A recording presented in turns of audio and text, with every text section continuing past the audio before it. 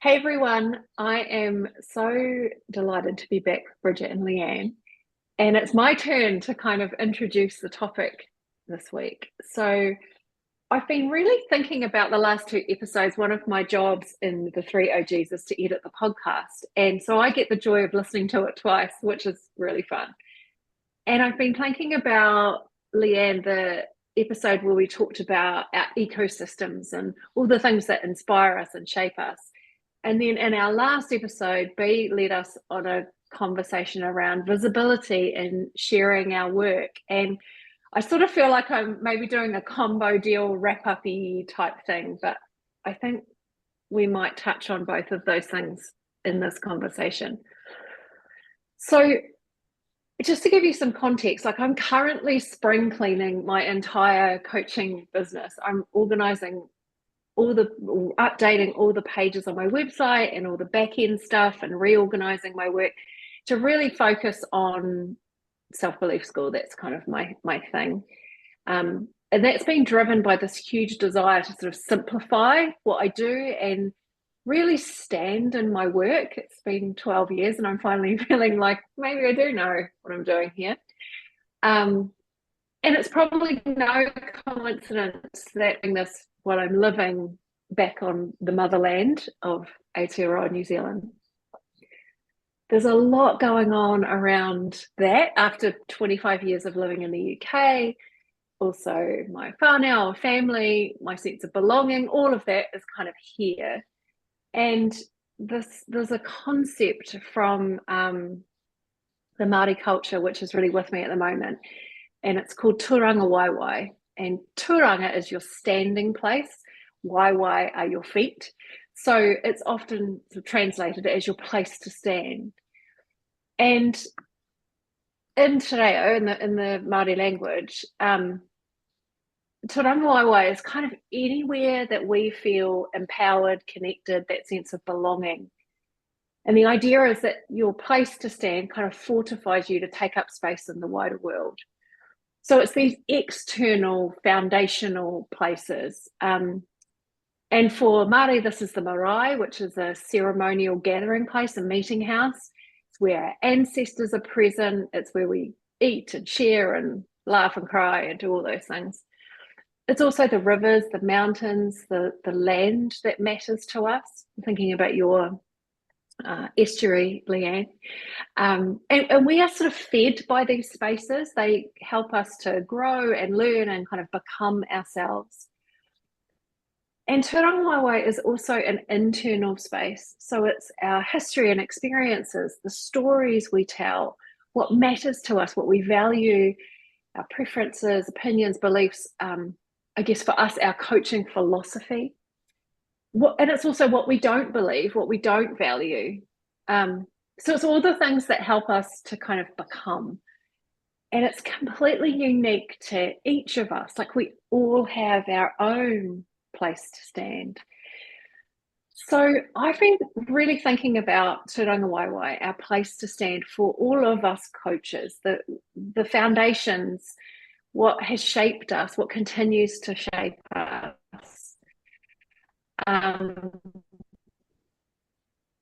System that Leanne brought to us. And Bridgette, when you were talking about sharing your work from a place of solidity and groundedness, this all feels quite connected for me. So I wanted to ask you both your place to stand, your Tūrangawaewae, what maybe this idea brings up for you, what it leads you to think about. Can you say the word again? I want to try saying it. Tūranga, so ranga is kind of rolled. Tūrangawaewae. Waewae. Tūrangawaewae. Tūrangawaewae. Thank you. I love it. Mm-hmm. Yeah, I love learning new words like that.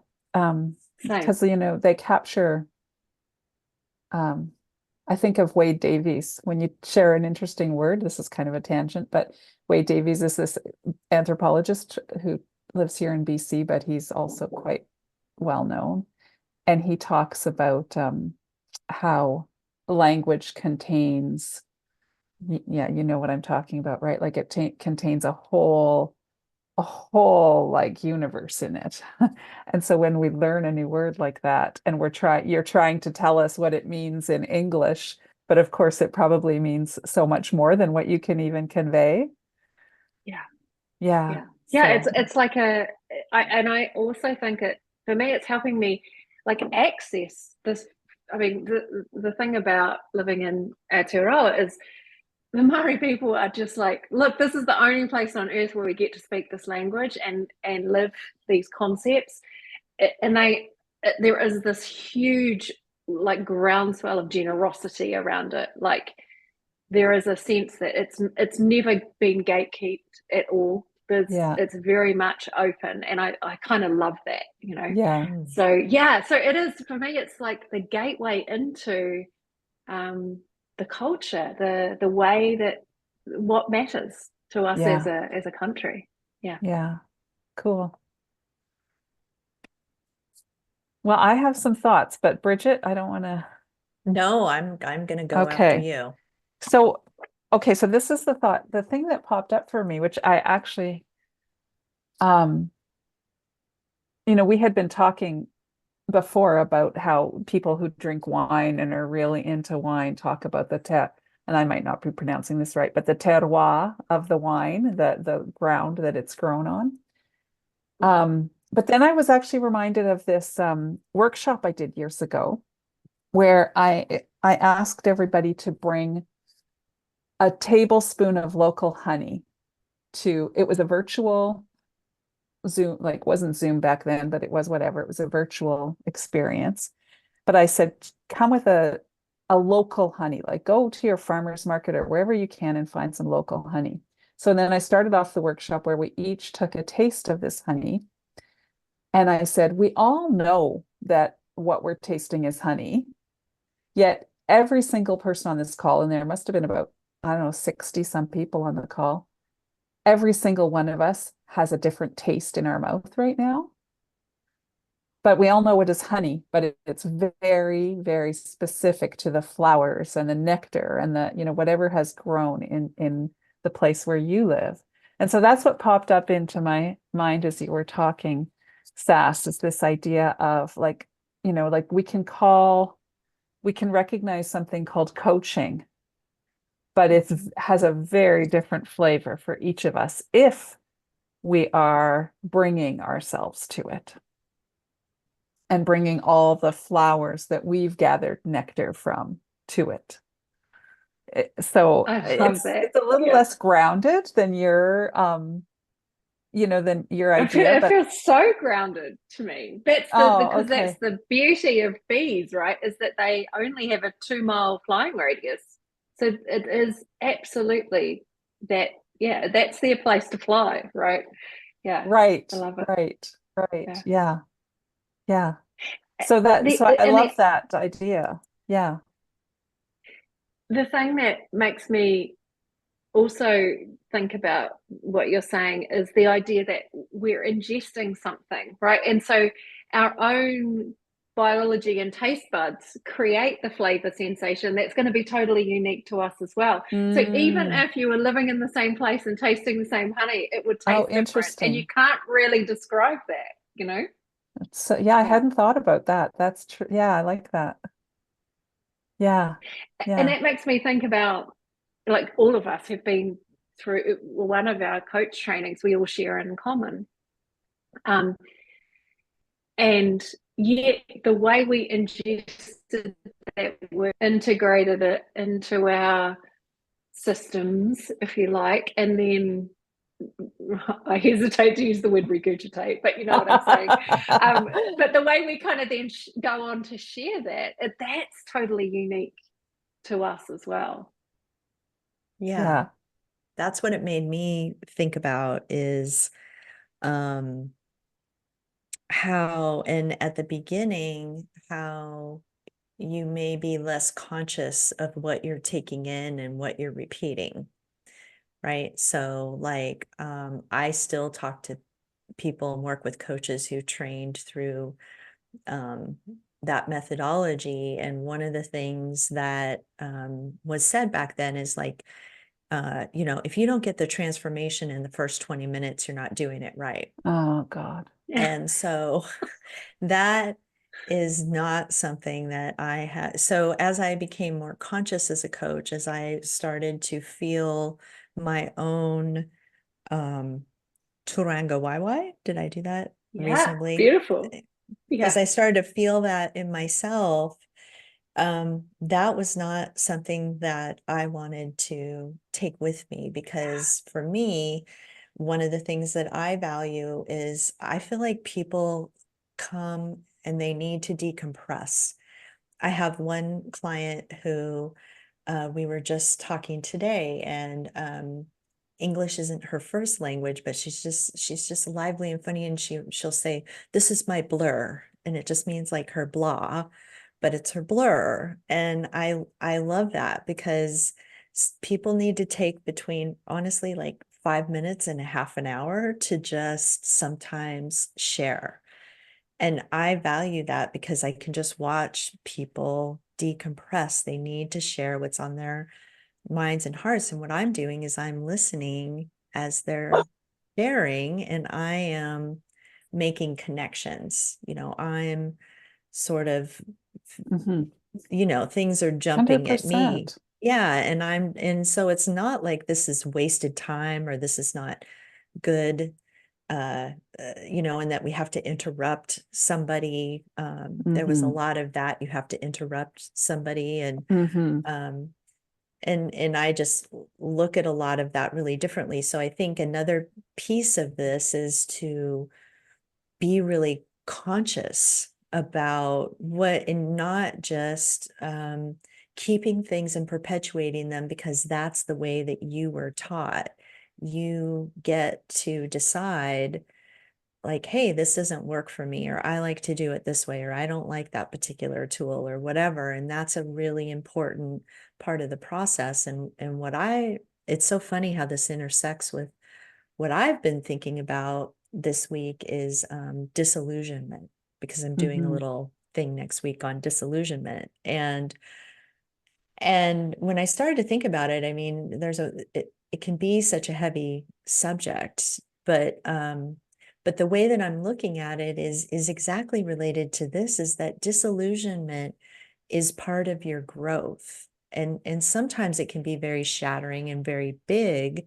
But I think if you become aware of the idea of disillusionment, it's really just something that you're pushing against to say, no, not this, this. And I think the more that you can recognize that even if you love your teacher, even if it's a wonderful relationship, there's going to be somewhere where you're like, that doesn't land for me. That doesn't work for me. And so to see that as a sign of your own maturation as a coach or a person, or, you know, wherever that's showing up for you. Yeah. I mean, I think there's developmentally. such a, sorry, Leanne. I was just going to say, I think there's such a close relationship between disillusionment and discernment.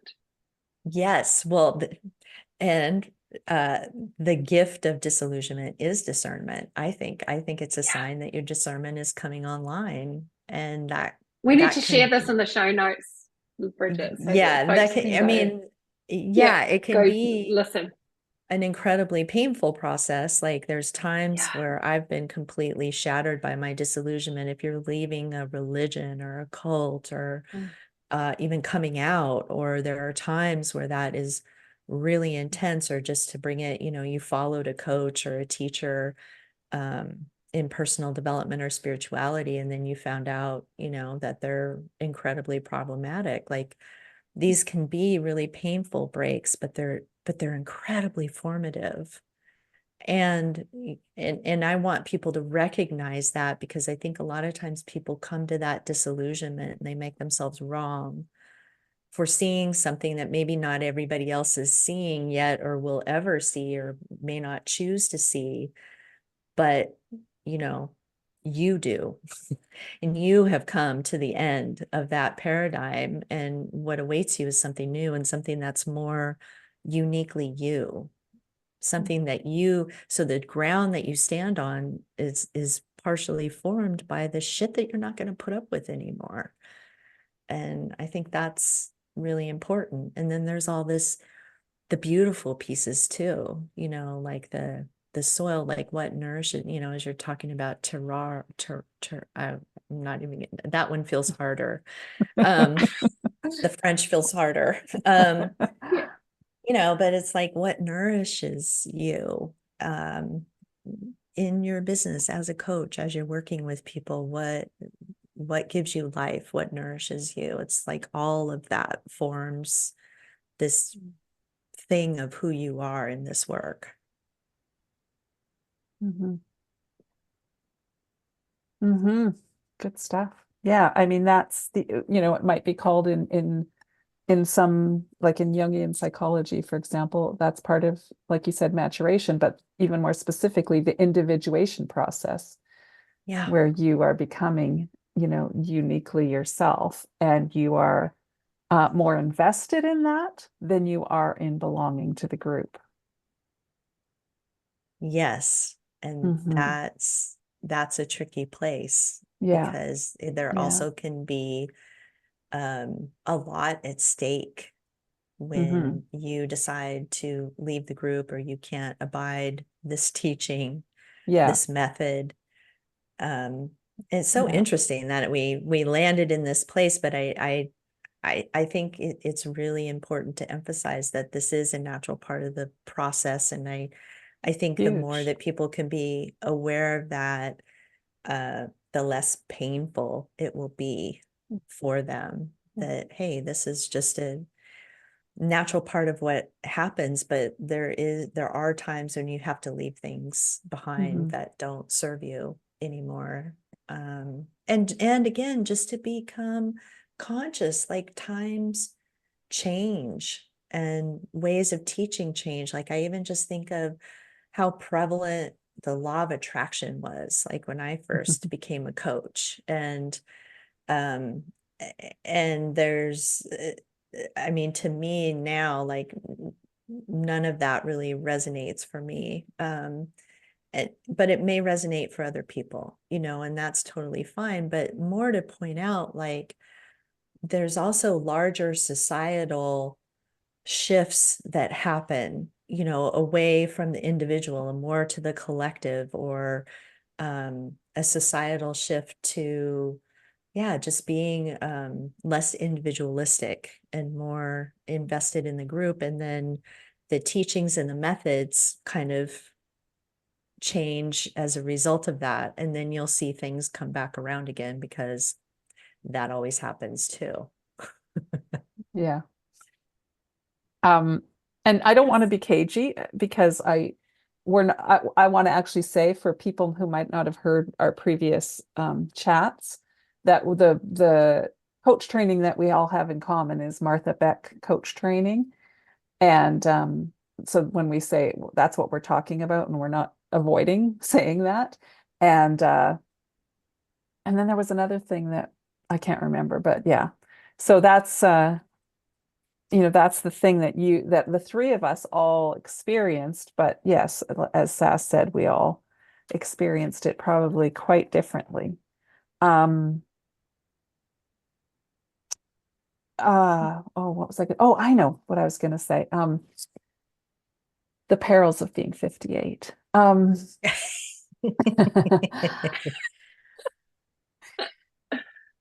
This might be a spoiler. Well, maybe I shouldn't even be talking about this, but I've been writing my new email newsletter that I'm sending out on Sunday, and I think it's relevant to this in a way, because it's about it's kind of, are you a beetle or are you a monkey? And so I don't know if you guys are old enough to know this, but you know, so I didn't Oh, even really know that much about the Beatles the until MOKEEs, yes, MONKEEs, yes. exactly. So I kind of got fascinated by the Beatles when that documentary came out during the pandemic. And the Monkees were, so the Beatles had like all these great tunes, right? Really catchy little tunes. And so somebody in some corporate music place decided to get another group of young men together, slap the name Monkeys on them, and give them similar catchy tunes. And they sang them, and they were like, okay, so they just copied basically the Beatles to become an imitation of them. So if you're just kind of doing the same thing that has made someone else successful, then you're just an imitation of them. Whereas the Beatles continued to every once they had their initial success, their albums were just really different from each other every time. And that's because they were really in love with music in a broad sense. And they were listening to everything from, blues to jazz to opera to, they were listening to it all. And that was feeding them. So they were coming up with, they couldn't do the same thing every time because their creativity was bringing them to different places.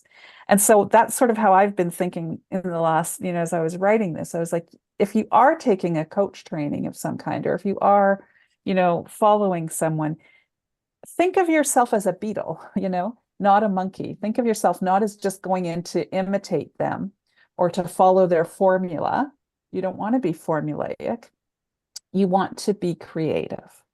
And so whatever you learn from them is great, and you take that, but it must mix with the other things in the soil around you so that you are emerging with something that feels creatively yours rather than just a pale imitation of someone else.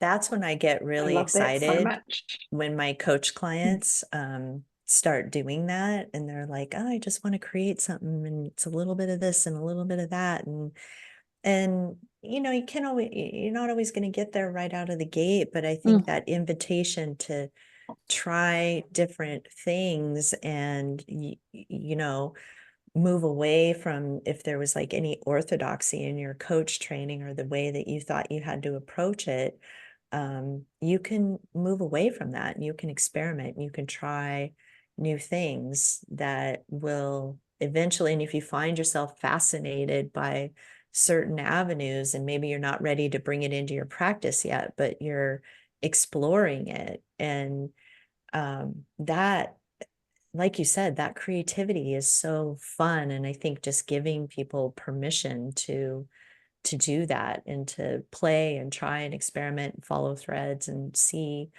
what comes together. And it takes a while, because there's also, when I used to train coaches, I would use a musical metaphor, like you're learning to play piano.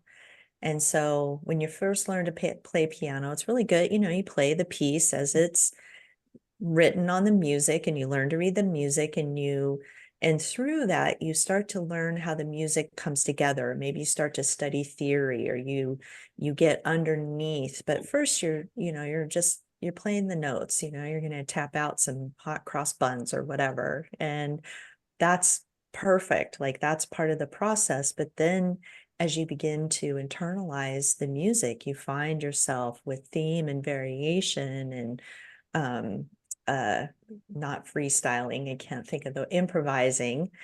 And that's just coming as a natural result of learning the music. So don't resist that when you find that you're wanting to improvise. And if you're still at the place where you're just learning the notes, and I don't want to say just learning the notes, if you're at the place where you're learning the notes, that's a really important place to be too. So don't try to make yourself move too quickly into a phase because you think that's where you should be. There is a developmental phase here. I was just thinking about that, Bridgette. Like, you're describing for me the stages of the development of an aspect of identity, right? Your coach identity. At the start, it will be you're just taking a lot in from teachers. Like, it's like, I don't know this. Like, tell me what it's all about. How do I listen? How do I hold space? How do I help a person figure something out? And if you take more than one coach training, which I think most coaches end up doing, you start to see, oh, there's conflicts in people are teaching me a different thing, or that contradicts what I learned the first time, or it doesn't quite, I'm not digesting this in a way that feels good to me. I'm growing as well. And at some point we start that individuation process of, oh, I think I'm taking enough in that I can start to then like figure out my own notes, add my own bits in, see how that lands. And I think back to when I first started coaching, I was so enamored with the process. Like, it just felt magical to me. I'd had some therapy, but I'd never really had that experience of being held in your healthiest self, like being the assumption that you would figure this out, that it wasn't that sort of sometimes that differential with a therapist where they sort of nod sagely in their long cardigan and over the top of their glasses, and you're like, can you just tell me the freaking answer? You know, whereas coaching felt more like I was part of a team. My coach and I were figuring something out. I at that point, my identity was very much just soak it all up, take it all in. And I think quite naively, and also like I kind of love that part of myself where I'm just like, this is amazing, like love it, you know, be in it. And at some point I started to think, oh, actually there is more discernment that I'm bringing in here. And the more I research and look at this and start to have a more critical view perhaps of some of the practices and approaches, oh, that's something I won't ever do. That's not a word I would ever use. I was starting to individuate without really having that language. And now I kind of feel like I am both really solid in my kind of coaching philosophy and my approach. That feels very grounded to me. I've just put on my website, we're proudly affirmation free. So, you know, there is a real sense of like kind of owning with some humor, like what I am and am not about. And there's also, I can see this sort of emerging openness to almost being back at square one, like, oh, what else is coming up? What else is new? And allowing that to come in. And I think leading a lot of my own maturation over the last few years has been about letting go of my tendency to want to perhaps be right or have a sense of rightness in my work. Like, this is the way. Like, I'm just like, yeah, I have no business knowing any of that. Yeah, I think I got a bit sidetracked trying to save the coaching industry. So, yeah. This whole podcast process is medicine for me, because I feel like I get to have these lovely collaborative conversations without needing to tie it up in a bow or have a nice tagline. It's like, no, it just gets to be the mess of what's here. So all to say that I love that metaphor. The word individuation sparked that for me, Leanne, and the metaphor of playing the piano and how that learning process goes. And I think that so applies to our maturation and our development as practitioners. And no stage is wrong. No, Yeah. no. And to that point, I just want to throw out there that to this day, Paul McCartney can't read music. So, you know, so sometimes you learn to play by ear and you don't actually learn the scales and the notes. You actually sit down with a guitar and you pluck it out. And I actually one of the things that I did that I found quite helpful for me to sink in a little bit more into that grounded kind of like, where am I standing kind of place, that it must have been probably about 5 or 6 years into, maybe more, I can't remember, into my coaching, somewhere in there. I sat down and I actually did a learning log of every workshop, like for a timeline, every workshop I had taken, like just really, and it was kind of a way of kind of just like claiming all that, because we can kind of drift, those of us who are in the coaching space, often we are just really do especially at the beginning, like you say, Sass, love to just like, I'm going to go to this workshop and then I'm going to go there and then I'm going to go there and then I'm going to go there. And so just kind of gathering it all together, you know, and seeing that like, oh, and then here's where I slowed down from going to all these different people, and I sort of found my two mentors, and I kind of really focused in on working with them, and then like I could see this like trajectory, and I could also just kind of feel a little bit more like, yeah, I know a fucking lot, like I have done a lot and I don't necessarily need another training or another whatever. I'm actually just need to consolidate a little here. Yes. What's interesting about the trainings and stuff too, and it relates to the creativity and the taking the bits and pieces, is I think sometimes people mistake that for needing to go get another certification or like dive fully into something or become an expert at it. And really you just might want like a little piece to add to what you're doing, and it doesn't require you to do that deep dive. So I think that's really important, in that you may be just in your creative process versus needing more formal education. I mean, it can go either way, but again, it's knowing what options are available to you, and not like, I think also a lot of coaches are lifelong learners. So this idea that, if you're taking another class, you're hiding from, what you're really supposed to be doing or whatever. Like, I don't subscribe to that, because how would anybody else know? Again, it's just coming to your wisdom. There may be a place where you're like, I need to dive in and learn, or I love learning, so I'm always going to be in a training. Like, God bless, do it. But if you just need to take a little bit, like, that's okay too. And so I think too, it's so easy. People are fast and loose and with orthodoxies, right? Like what I just said. And it's like, that's not true in all cases. Like everything, all those statements of what coaches should be doing and what they're doing, and if they're not playing big enough and all of that garbage, like all of that should be strictly questioned at, at any point in time. Yeah. Yeah. It's so important, isn't it, to just pause and like really taste your own honey. What flavor does it have for you, and what else might it need, if anything?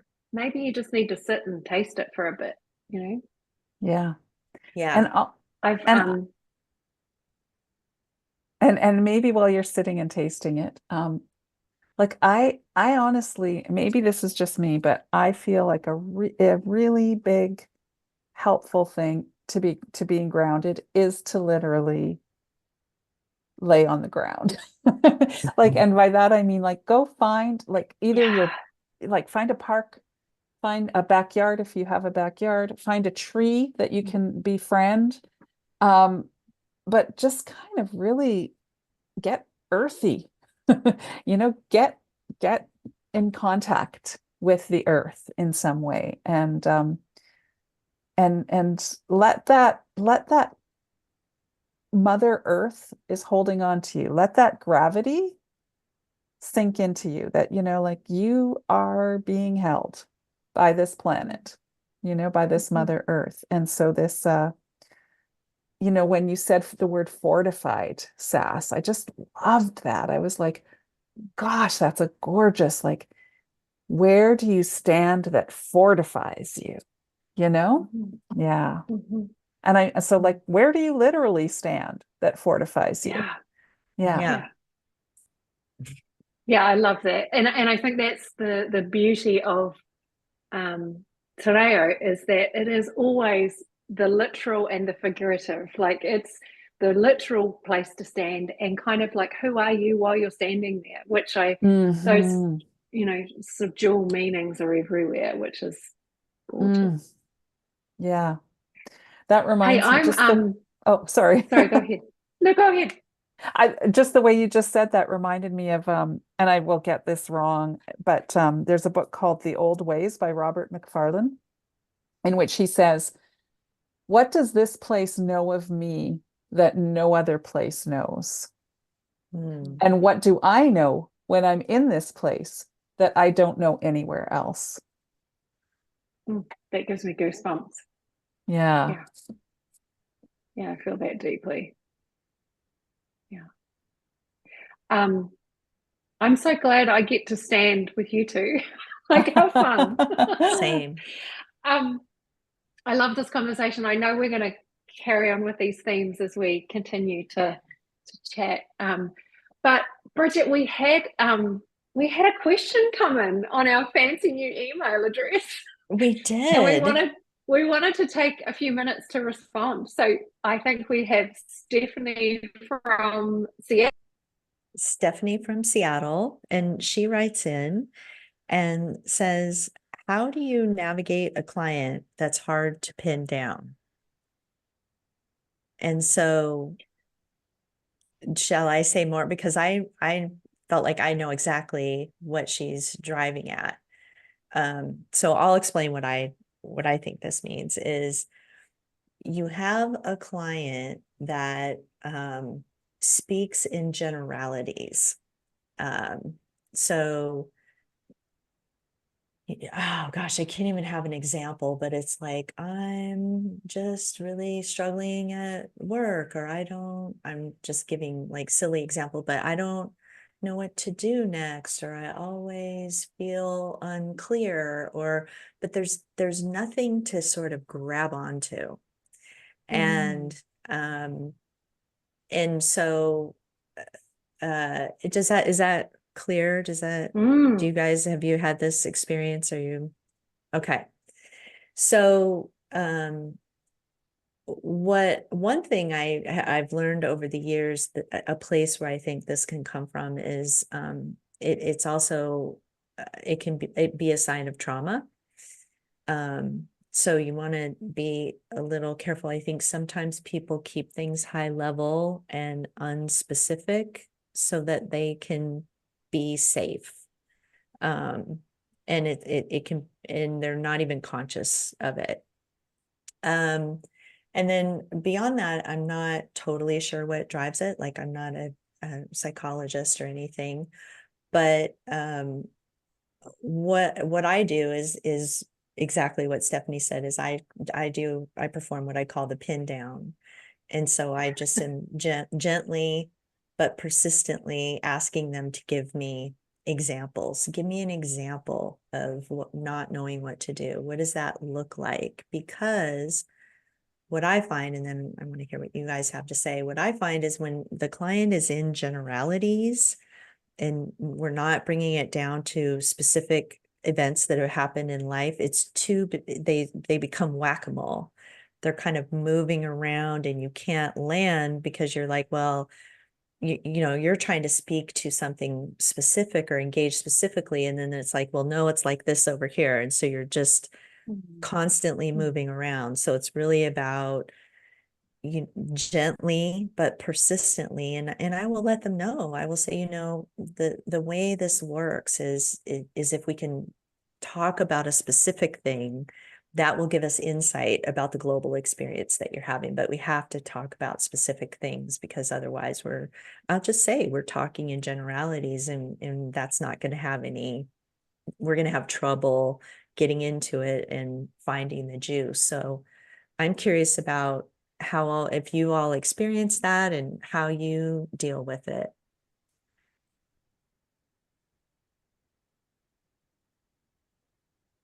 Well, I was going to go last because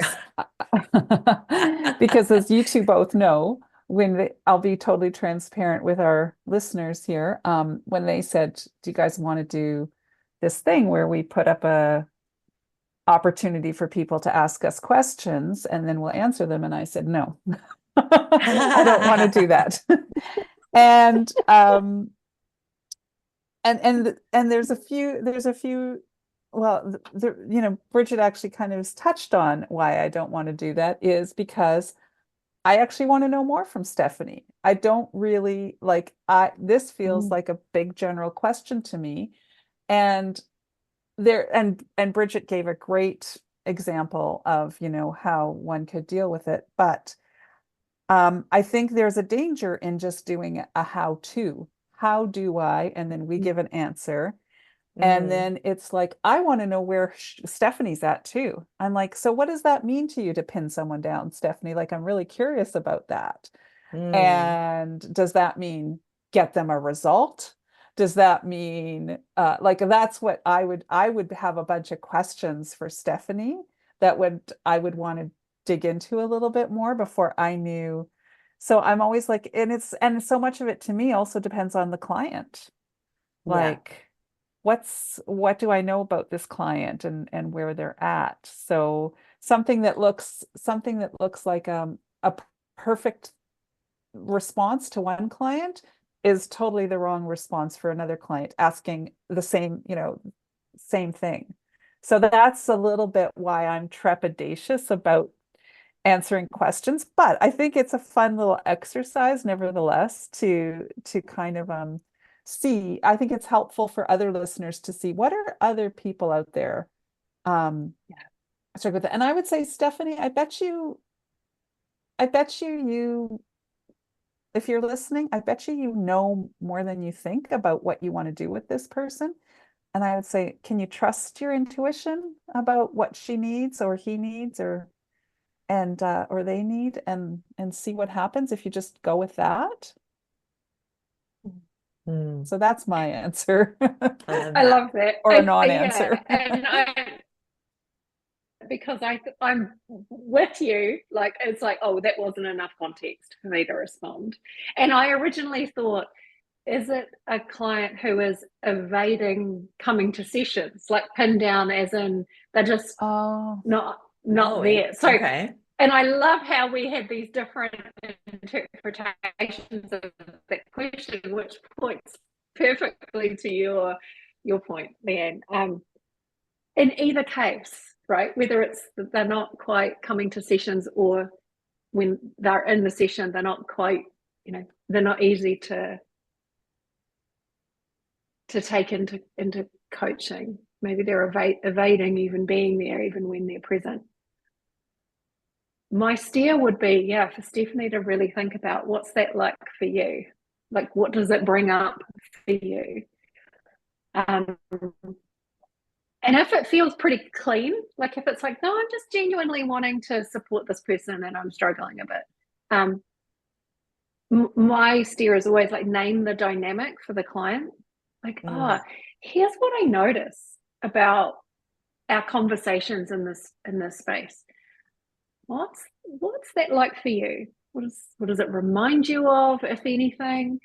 I noticed that it's hard to kind of find concrete examples. What's your theory about why that is? Is that a problem for you? Like this, it's sort of like, I think one of the things we can do is when we are committed to a result, like pinning a client down or whatever that might look like, is that we will dance around the dynamic that's playing out without really talking about it, without sort of saying, that's what I'm noticing. And that can be super helpful for a client who maybe, I'm just spitballing here to use a phrase from your dear country, Bridge. Maybe there is an ongoing pattern here, right? About the feedback they might get elsewhere in their lives because they are a bit vague and confused. If that's happening elsewhere, then for a coach to say, hey, here's what I notice, we talk about this, then that could be incredibly helpful for them to go, oh, maybe that's how other people see me. I wonder about that and what I might want to try differently. So I would always steer towards name the dynamic and see what comes up. Beautiful. For resistance to answering the question and not sure what the question was, you guys did a pretty great job at answering the question. Just sorry. Love it. Well, and if it was a client hard to pin down as a client, like somebody that just let them go. You don't want them as a client. Like just Oh yeah, appointment. Yeah, yeah. but even then, I think that's a no hard and fast answer too, because of course, if somebody's missing all, like really out of bounds, but I think there's a gray area too, where like I've had clients that are wanting to connect and just having things happening in their life. And again, that's just another thing that we all get to feel into individually on a case by case basis. But yeah, you don't want to, if you, the coach, I think you all shone the light so beautifully on that. Like if you, the coach, are feeling like, well, I need to put up with this because I need the money or I need the client or whatever, that is the red flag. But if Sass, to your point, if you feel clean and like, hey, I can just see that this person does want to connect and there's just been a couple of misses because there's other stuff going on, then that's something that you get to decide. But it just seems like the sort of net of this conversation is really about this ground that you stand on, and that it's your ground, and that you get to decide what your honey tastes like. That's right. Which right. flowers you made gather that nectar dirty. from. Yeah. I love it so much. Loves, thank you so much for this conversation. It felt like I was starting with a slightly left field way out concept, and it feels like we came to a place that is really solid and grounded. So yeah, thank you so much. Thanks, Sass. Folks, we will we'll see you all next time. Yes. See y'all next time. Bye.